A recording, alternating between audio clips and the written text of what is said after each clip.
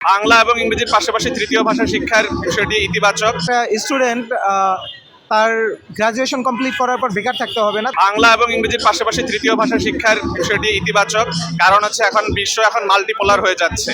এখন আর ইংরেজি ভিত্তিক নাই, বিশ্ব এখন চীন কেন্দ্রিক হচ্ছে বা অন্যান্য দেশের সক্ষমতাও বাড়ছে। তো তৃতীয় একটি ভাষা শিখলে তার ওই ভিন্ন দেশের মানে ডোমেন অ্যাক্সেস করা সহজ হবে। আর এর ক্ষেত্রে কিছু চ্যালেঞ্জ রয়েছে, যেমন হচ্ছে এটি শিক্ষার্থীদের উপর চাপ পড়তে পারে তৃতীয় আরেকটি ভাষা শিক্ষা গ্রহণ করা।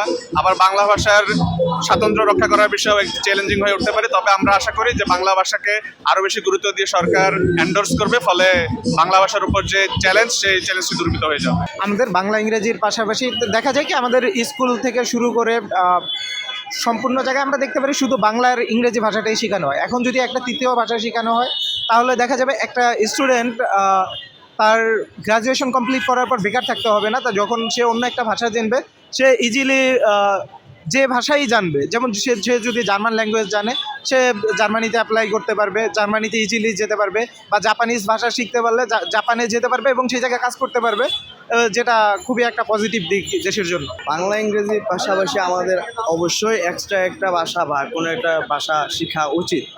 কারণ আমরা যদি এক্সট্রা একটু স্কিল নিয়ে রাখি তাহলে আমাদের আগামী প্রজন্ম এমনকি সামনে এগুলা ভালোভাবে এগুলা যে কোনো জায়গায় যাবে একটা স্কিলের মাধ্যমে সে পরিপূর্ণ থাকবে।